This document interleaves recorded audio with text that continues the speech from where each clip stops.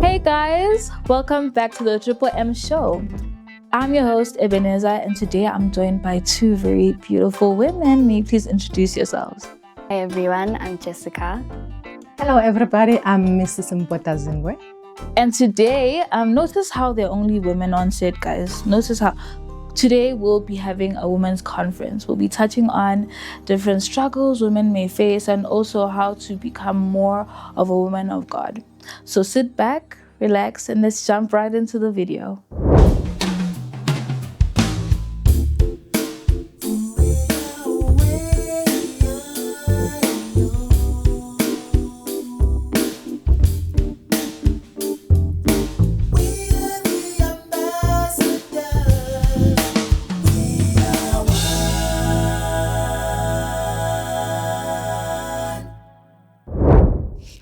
You know what time it is, guys? It is time for the question of the week, and we'll be reacting to your responses for the question of the week.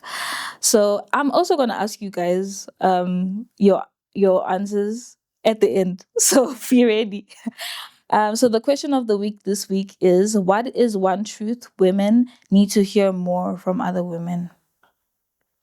So the first response, starting off strong: it is not okay to prioritize your boyfriend so much that you neglect your female friendships. There needs to be balance. Jessica, what do you have to say? I agree. I think in today's world, we're so focused on the romantic relationships and we forget to build our own friendships with our sisters, especially. Do you think, have you ever done that? No. Okay, I trust Never. you. I trust you. Ma? I do believe that the most important truth that women need to know and embrace is to love themselves, is to prioritize themselves, not wait for other people to validate them. Because in the book of Psalms, it is emphasized that we are fearfully and wonderfully made. I think the truth that women need to embrace is to know that validation was given by God, not by boyfriend, not by friends, but it was given to us upon creation. True. Yeah, and it's a thing that we find more in especially younger girls where, they start dating and now you're always putting off plans with friends and you don't even I'm not gonna lie, I've seen this personally. I'm calling my friend, my boyfriend is calling, drop. No, we're still talking. Have you ever faced any of that yourself, like maybe growing up? I remember before I became the age that I am, I was once 16, I was once 19. Yeah. Such things are things that we went through in life, of which I personally, from my own personal perspective, I would say that if we really wait for our boyfriends to confirm us, that's the most weakness that we are having as young women. We don't believe in ourselves. We wait for the boyfriend. If he didn't call you, he didn't do this, then you start doubting who you are and you lose your value up until your confidence dwells on the second person who confirms it. Yo, that's scary and it's common, eh? Okay, the second one is if he wanted to, he would. I would actually want to know from you because a lot of especially on TikTok, the TikTok advice that we're given as young ladies in dating, if this guy wanted to show you he liked you, if he wanted to make you feel special, he would. Do you think that always applies? Not really. We cannot mainly rely on men. Okay. We cannot, because these are human beings born in the world of sin. And if ever everything that we do lies on them, it means we are going to lose ourselves at the end of the day. Jessica? I think I would agree with Auntie that the men are still human beings. So it's kind of subjective in a way for us to be like, if he wanted to, because we also have things that we want to do but are unable to do. Okay, so now fair. to hold them to that standard, knowing very well you also fail, is kind of double standard in a way. Okay, fair. Here's another one. I don't know how to feel about this one. Wigs aren't for everyone. Wigs aren't for everyone. Personally, I feel like wigs are convenient, guys. Like, I know that girls can be snacks and make fun of, the lace lifting and all that stuff, but they're convenient. Like, who has time to manage natural hair every day? Especially when you're going to work every morning. Okay, but how do you feel about it? Because I know SDAs, we will vouch for the natural look, being confident in your natural self, wearing your natural hair. But our natural hairs are hard to comb every morning. So how do you feel about wigs are not for everyone? It's personal. Okay. It's personal because we cannot judge each other when it comes to that. We as ladies, unfortunately, we believe that looks determine everything. Ish. If my comfortability is on a dreadlock, you cannot judge me. That's how I feel.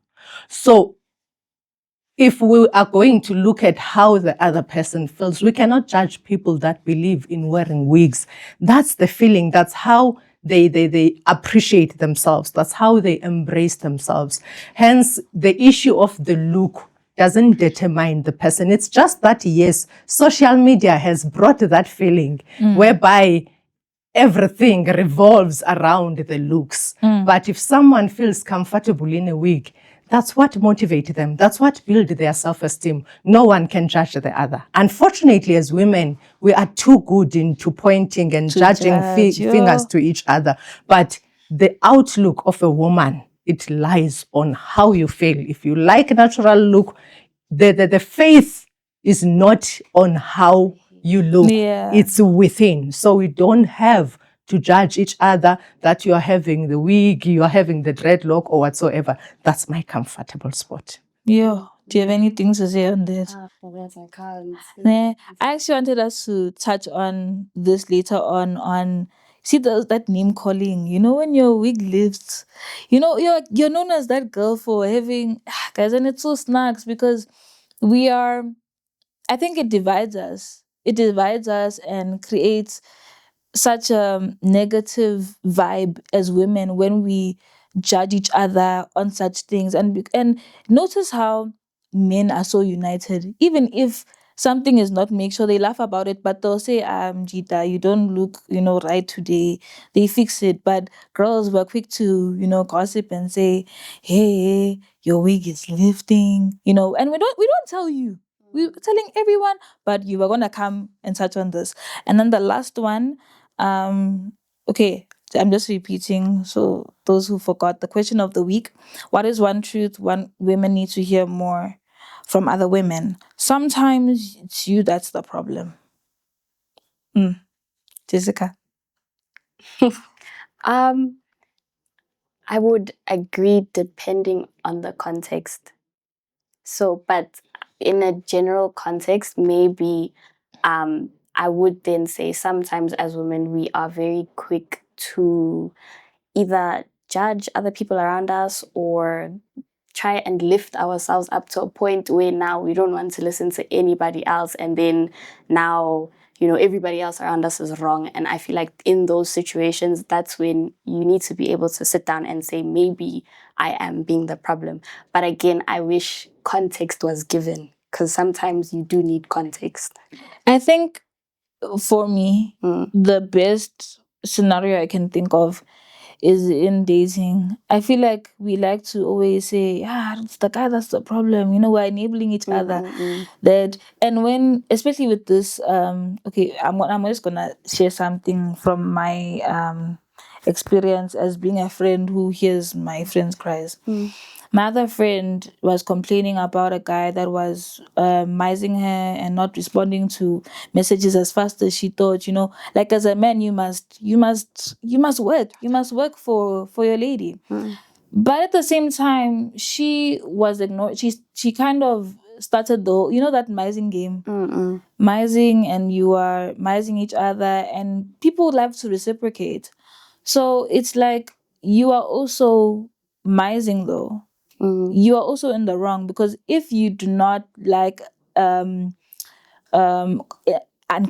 inconsistent communication, you should not retaliate. You should say your boundary and leave him if you're not happy with how he's behaving. That's what I said. And I feel like we need to call each other out more on our wrongs, especially in dating. Because we like to point fingers to guys. What do you have to say, Ma? You know, there's a statement that you mentioned when you say it's you that is a problem. Okay. That is very much strong, because if you have not found your identity, you will be a problem. As we grow up, we lose our identity as young women. And we go out being such people who are toxic because we don't even know who we are ourselves. So it's important that if there are mistakes that you made, yourself, firstly, forgive yourself. Otherwise, you'll continue being a problem even in the relationship, because there are these issues that you are moving around with them within you. Hence, self-introspection is very important as you are living. Because if you are someone who keeps on pushing blames to each and every person, you will always be a problem to others. So, understanding your identity, if you have made mistake in life, forgiving yourself will make you to be able to fit in with amongst other people. But if you don't know yourself, you will continue being a problem. I understand with the acknowledging when you're wrong and reflecting. But in terms of when you are the friend and you are trying to open your, because sometimes we genuinely don't even know when we are wrong. Like we genuinely believe, no, I'm right. But I feel like when you have a friend tell you, no, Tommy, here you're wrong, and you start to understand that maybe I am the problem. Why do you think women do not like to call each other out? That's one of the points that I think it was to come on the issue of the identities that we lost on the Proverbs 31 kind of a woman. Okay. We are no longer each other's keepers, faithfully so. That's one identity that we've lost more, especially as women, whereby instead of correcting each other, we give each other what we think will sit nicely with you, not the realities of who you are. We don't tell each other the truth because we are buying friendships. So friends that we are having these days are people that will only give us that information that we want to hear, not that which is the truth. And now we continue living in such a space whereby I will be comfortable to go with Jessica out because Jessica always gives me what I enjoy. But whoever is a true friend who is able to tell you the truth, you are no longer in love with such people. Yeah. And you mentioned being a Proverbs 31 woman. I'm so glad you mentioned that, because that's one of my questions I wanted to ask. How do you become embody that way of being a Proverbs 31 woman? How do you become that woman? Whether it's the way you present yourself physically and your spirit, your heart. Jessica? I think it all comes down to, firstly, prayer. Because you are trying to embody a woman that has been spoken of by God, you cannot imagine it or like dream it up and then that you have to pray and ask the Lord to help you to become that woman. And then after that, that's when action comes in. So you start speaking the words of kindness that were spoken in there. You start carrying yourself in a certain way. Obviously, you will stumble, but you still get up and ask the Lord for assistance. Okay, I hear that. Can you still be a Proverbs 31 woman if you're not modest? Like the way you dress? A Proverbs 31 woman is not a perfect woman. Okay. That's one misconception that we are having. We think that for you to be a Proverbs 31 woman, you need to be holier than thou. It's impossible and it can never happen. A Proverbs 31 kind of a woman is someone who's faithful. Not that you won't make mistakes, but you always strive for the best. Someone who's very honest. Someone who keeps dignity. Someone who maintains the character of holiness. Because you are this kind of a woman who's always living a life of being a role model to others. People must look up to you. But let me repeat, you will never be perfect. So even it doesn't matter which age you are at, you can be a Proverbs 31 kind of a woman. If you keep those principles, you know your character, you know your personality, you know your spiritual life. Even if you err, you know that this is how I'm supposed to handle myself, because I'm not living for myself alone. There are people that are looking up to me. Do you think there are any essential characteristics of being a Proverbs 31 woman that have been lost, especially in this generation? Which characteristic may that be? I'm laughing because there is, in our days, let me acknowledge that there is a very big generational gap that has developed between your generation and our generation, of which, if I may be expected to explain the Proverbs 31 kind of a woman from my perspective, it might be different from your perspective. But there are principles that remain the same, biblically so. Your spiritual life. It doesn't matter which generation you belong to.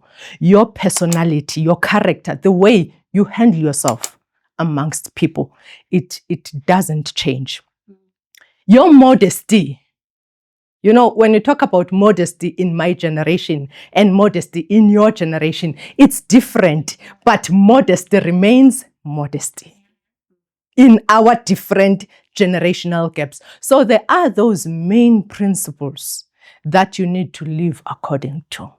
If you're a child of God, you don't speak it. It's not a lip service. It's how you live. People must not hear it from you. People must see your lifestyle. It should project who you are saying you are in this concept of Proverbs 31. Yeah, thank you. I'm going to be a Proverbs 31 woman, guys. Like, that's what we're striving to do. That's what we're striving to be. And then with our relationship as the sisterhood in now we're getting into it. These things like calling each other names, the gossip culture. Women like to gossip. That's one thing I can say, and it's so sad because I feel like it really does create a divide in the sisterhood. And these names like pick me. Do you know what a pick me is, Ma? Okay, a pick me. There's this other one. It's a new one. Bird. You know what it means. So it's another way of referring to a female as stupid. Yeah. So how do those types of labels affect the sisterhood and our closeness as sisters in the church? Jessica, this one is for you. It definitely creates animosity because now I'll give an example. Say it's me talking to you. Obviously, you're going to hear about it some way, somehow. It's going to come back to you. And now you're going to hate me, for lack of a better word. You're going to hate me. You're going to be angry at me. And you have your group of friends. You're going to want your friends to also be angry at me. And if your friends are not angry, because they weren't called anything. So if they're not angry at me, now you hate everyone because, but Jessica called me this. Now why aren't you mad with me? So it becomes a toxic environment at church. And it's definitely from the devil because now everyone is just angry and worship isn't even nice anymore. Because now when Ebenezer sings soprano with me, now I'm thinking, no, but why is she singing soprano with me? I sing better. And then it becomes an entire thing. So it ruins sisterhood and it makes us seem so cruel and ugly when sisterhood is such a beautiful thing. It is. It is. But do you think that gossip is always malicious, or it can be disguised as concern? Okay. I think gossip has, escalated in our Christian life in a weird way, because we have developed a spirit of gossiping under being concerned. I come to Jessica. I want to share, Jessica, what I heard about Ebenezer. And I say, Jessica, we need to pray for Ebenezer because Ebenezer is going. Do you see the angle? Yeah. I'm bringing as a concern that I want us to pray over it. But the main focus is to share what Abby is going through. Now, in our Christian life, we've embraced gossip in that manner of covering it with concerns, of which the main issue is not that I'm concerned for sure, but I just want to talk about it, but in a smart way. Now you come into church, everyone knows your problems, not because I was gossiping, but because I was saying I want us to do what? To pray over them. That's the style that has highly developed in our church, of which we have lost sisterhood in that manner.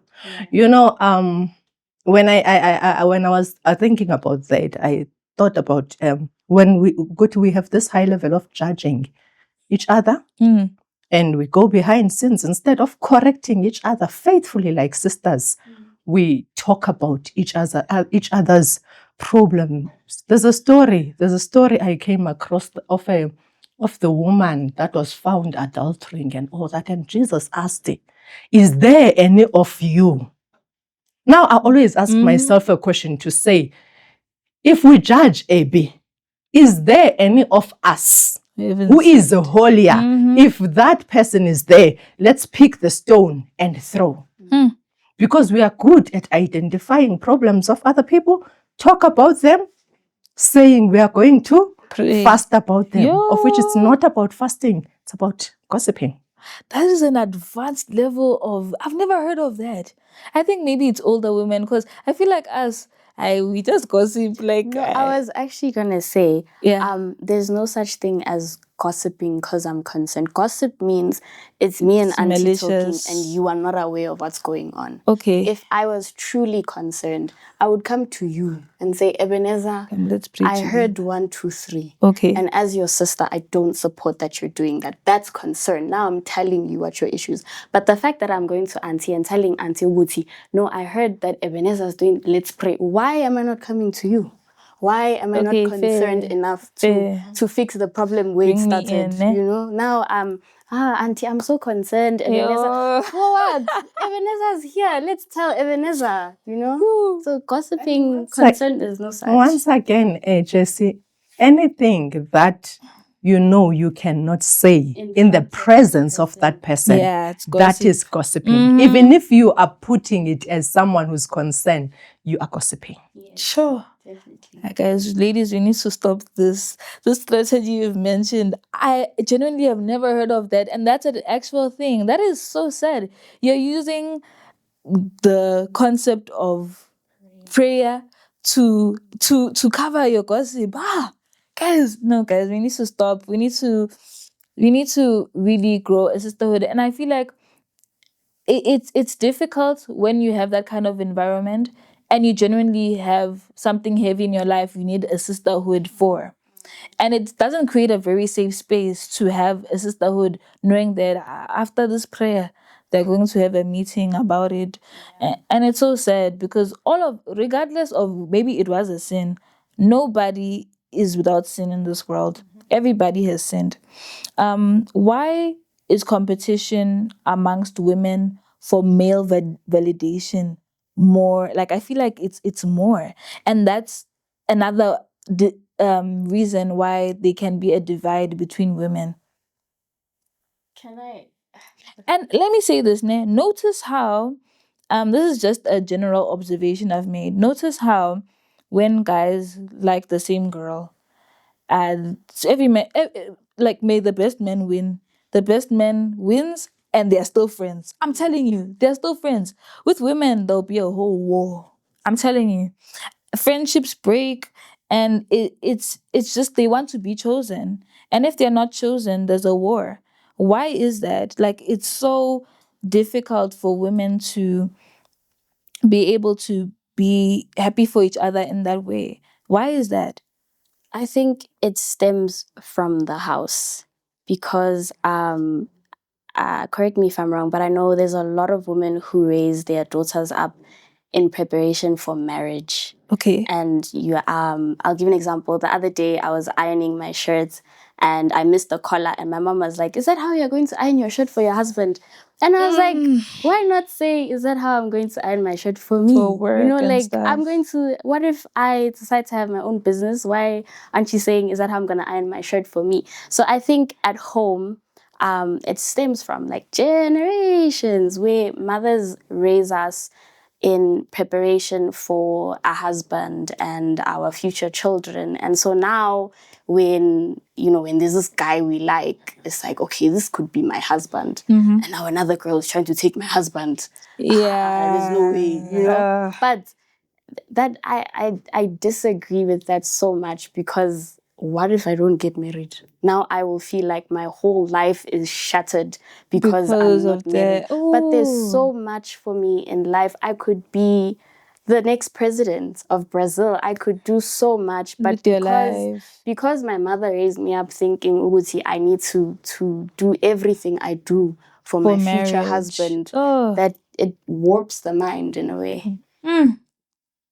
I agree with Jessica on this point.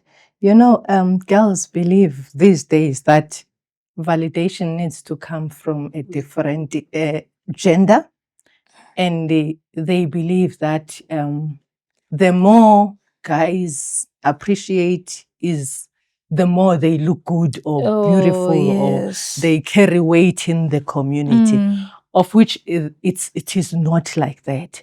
And now we have this generation of girls that grow up trying to expose themselves or market themselves to male figures because they believe that once they approve them, it means they look beautiful. It means we forget that it's all about our character. We just need to be able to stand for ourselves as young girls, not because we are growing up for marriage. It's not mainly about marriage life, but it's about finding yourself and appreciating yourself for who you are. Not because you have to be prepared that one day what if you don't get a husband? It means your life is ruined in that manner. So we need to understand that, be it men are there or they are not there, our lives don't revolve mainly around them. It's about us. Okay, I want to touch on this as well with the loyalty between your friends.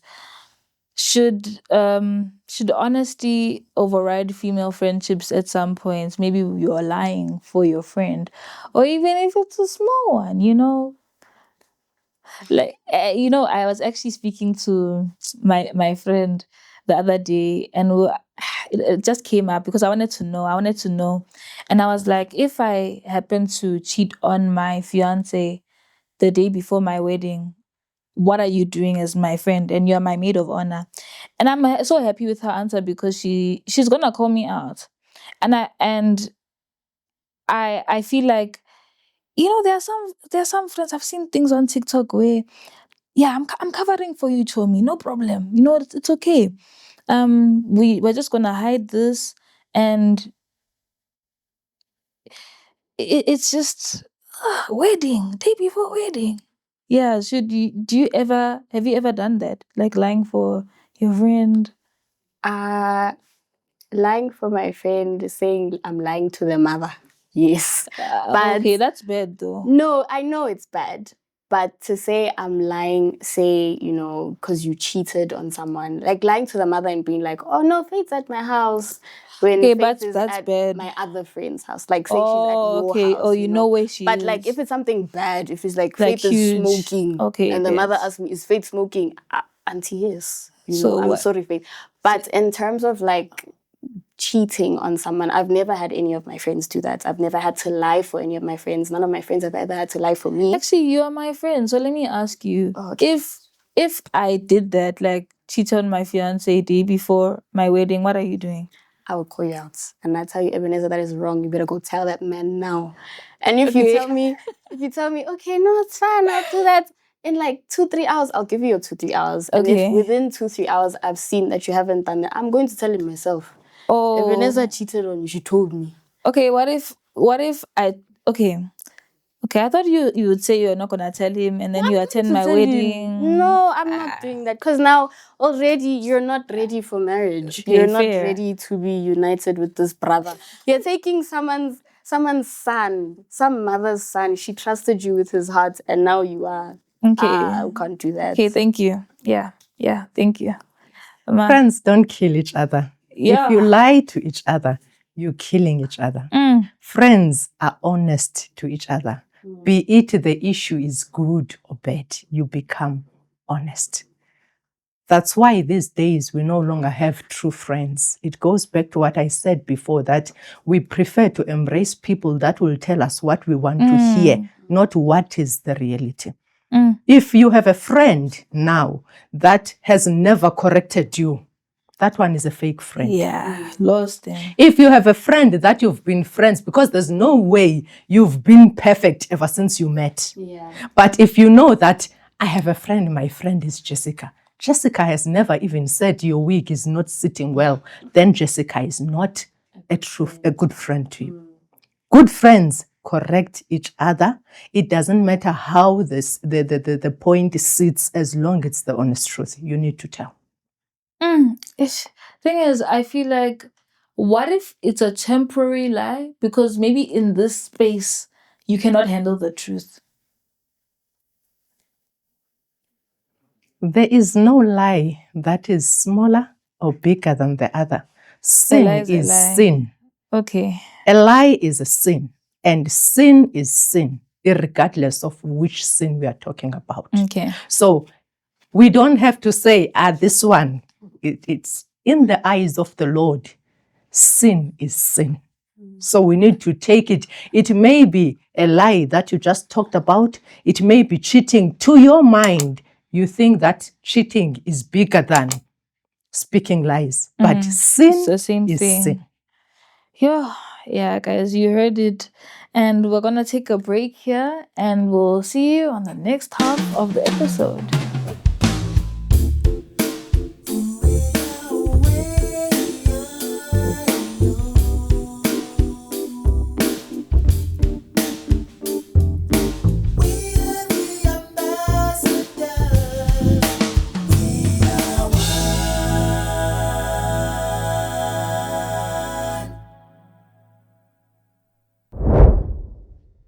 And we are back for the second half of the episode.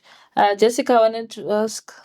So, Auntie, correct me if I'm wrong, but before you said that we must be able to correct our friends honestly. That's what makes you a good friend. So then how does one go about doing that? Because sometimes I've also been in similar situations where a friend can come and say horrible things, and maybe they are correcting you, but in their correcting, they're saying really, really, really mean things, and then they are covering it all with saying, no, but I'm correcting It's you honest. honestly. It's the honest truth. So how does one go about correcting someone, being honest, while being a good person and not breaking them? Okay. Approach can ruin everything you're trying to do. How you approach the person in her state of wrongness. The person can take your correction positively or negatively, depending on how you brought everything. Hence, it's important that before you go and correct a friend, as a Christian child, pray about it so that God can give you wisdom on how you're going to put it to your friend. But that doesn't mean you need to change the truth. The truth. The truth remains the truth. Just ask God to give you wisdom so that when the friend receives the information, the friend receives it in a positive way. The problem that we are having as human beings, we want to handle things on our own without asking for God's intervention. Remember, the person you are going to approach there is a child of God. And the person who understands that person better than you is the one who created. Hence, you need to invite the one who created to take charge when you speak. It's not you speaking, but it's him speaking to his child through you. You just become a vessel that is sending the truth. It ends there. You know, on that note, a lot of people use that being honest and being truthful as being, they make it as an excuse to be rude. And people who are straightforward with what they say. I am very straightforward with what I say, but I say it with kindness. You can say whatever you're saying with love. There's no excuse for someone saying nasty things while saying the truth. You can always say what you are saying in a nice way. And I do agree that at times you need to hear it with a bit of salt because you don't listen. You know, there are those friends, they don't listen. You sometimes need to make it sting a bit for them to hear. But I feel like there are friends who disguise it as being honest and then they're just being mean. And you should be able to tell when, like, it's fake. I actually think that would be considered being fake. Maybe they were going through something and they're using that honesty to lash out. I don't know. We had a question from one of our guests, one of our viewers. They wanted to know from you, Ma, how do they know which man to trust in terms of financially? You know, you started getting into a relationship, and as we know it, women look for a man who can provide. And you never know if a guy can end up being able to do that or not. So how do you know which man to trust? Okay. Financial issues in a relationship. It is not a sin to look for a man that is financially stable. There's literally nothing wrong with that. Okay. But if your whole focus is on finances, then you have a problem. Okay. Finances play a big role in a relationship. Hence, I'm saying to look for a rich man or to date a rich man, there's nothing wrong with that. But don't forget the character. Don't forget the Christian, the spiritual Morals. part of it. Don't forget the looks of the person. I don't compromise on that, because I always believe that when you get married, you need to get married to someone you're comfortable with. When you are moving with this person, you need to know that, you must be proud. fair. Guti, here is my, So finances, nothing wrong with that. Because you know your needs. As a woman, for you to look beautiful, you need a man that will be able to take care of you financially. So we don't have to blindfold the youth by saying, go for the man that only reads the Bible. Hence, I said, finances are there. Spiritual life is there. Character is there. Looks are there. They go hand in hand, these things together. Otherwise, we'll be cheating our youth and we'll end up having 2 months marriages or 3 months marriages, because we had to cover everything as if it's all about Christianity or it's all about the Bible. But there are other aspects that play a big role in family life, of which finances is one of them. You know, thank you for saying that, because if that's what it is, why are women shamed for wanting a man with money, but men are praised for wanting women who are beautiful? I actually think it's the same thing. We just want different. We prioritize different things. Why is that? Why are we getting heat for this? I think it's because it has gone to a point whereby, truth to be told, our young girls are now prioritizing transactional relationships more than these other aspects I talked about. Okay. So these days, it's all about which car is he driving. When we are talking about a financial stable man, we're not talking about someone who's having all these things. So it becomes a problem, really, when the relationship is mainly dwelling on transactions. He must buy me makeup, he must take me to the salon to do nails and hair every month. Then there's a problem there. So men as well, from their side, if it's all about the looks of a girl, the game is lost. Yeah. Because there's character, there's personality, there's Christian life that needs to be looked into. And I always advise to say, have your own principles that you stick on as a person, of which finance becomes part of it. Okay. Looks becomes part of it. I will bring myself as an example. I was a very principled girl, and I knew that I need a guy that is handsome. My husband is handsome. Oh. I looked for a guy that is tall because I'm tall. I cannot get married to a short person. I need someone who's an Adventist because I love going to church. I need a man who can sing because I love music. These were my principles, pillars of life. And you got everything. And I had to make sure that the rest I'll compromise. Okay. But my 75% Is answered. should remain the same. Okay. So whenever I'll be meeting guys, I'll be like, you are at 50%, dude, you are out. I will continue checking. And when I met her, I said, okay, fine, this one, yeah, 75%. It's fine, 25%, I will tolerate it.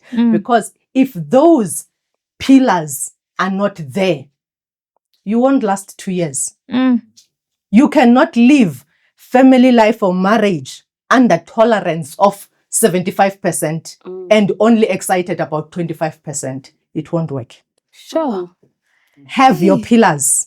Make sure they are not less than 4 principles. This is what I want because this is who I am. Yeah.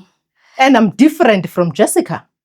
Hers won't be the same as mine. Feels, I feel better now you've mentioned looks. You know, they're hating on us for not liking short kings. I promise, guys, there are ladies who love short kings. It's just not me. It's just, everyone has a type. Yeah. So it's okay, guys. Like, there's someone out there for you.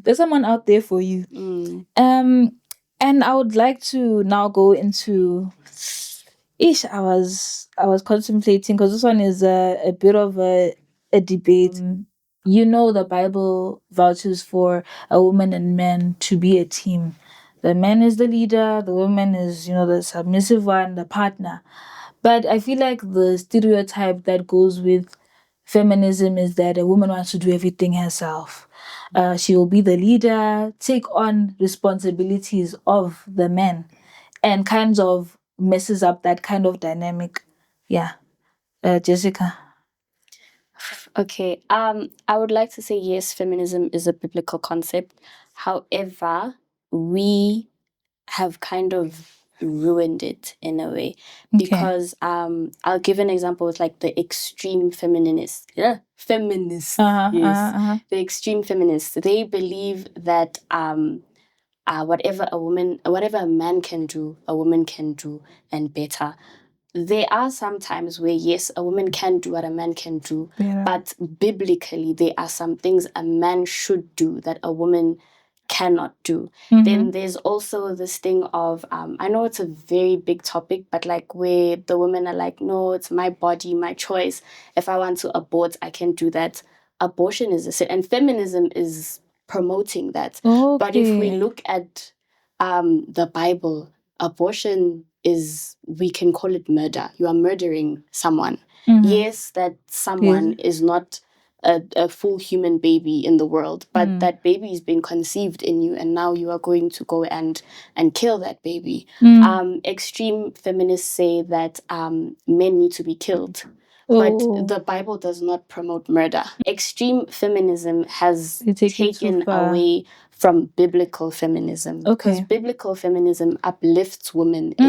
It promotes women being leaders. It promotes women being there for the church. It promotes women being your own individual and being an amazing person. And then extreme feminism has now has mixed everything into a point where now it's like, what's wrong and what's right? Hey, Ma. It's true.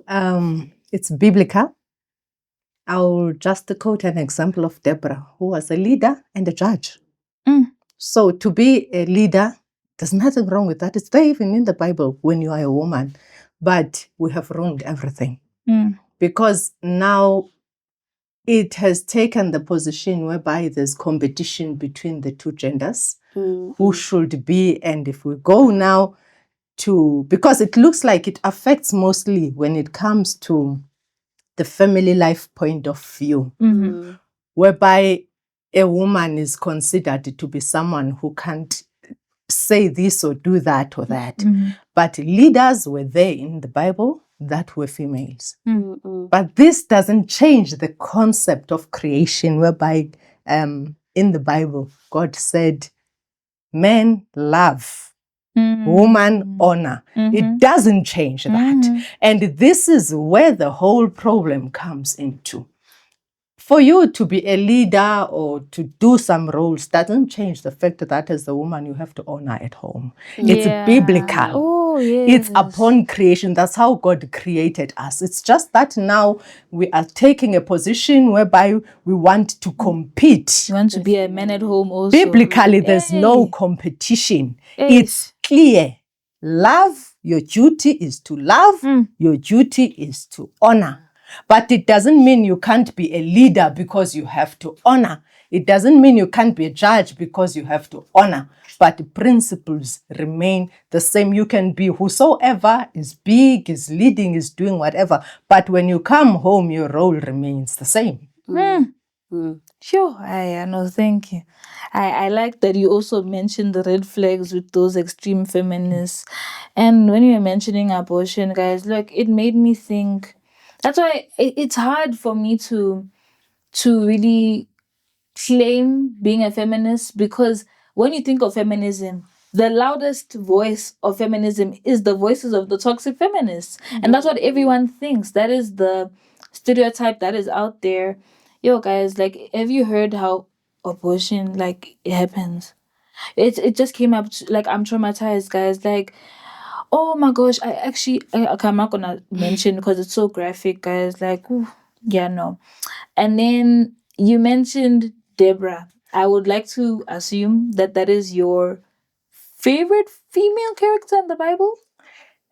Both, I have two. Oh, okay. Deborah is one of them, because I'm one person who loves leading. Let me tell you, I love that. Okay. The second one is Esther. Okay.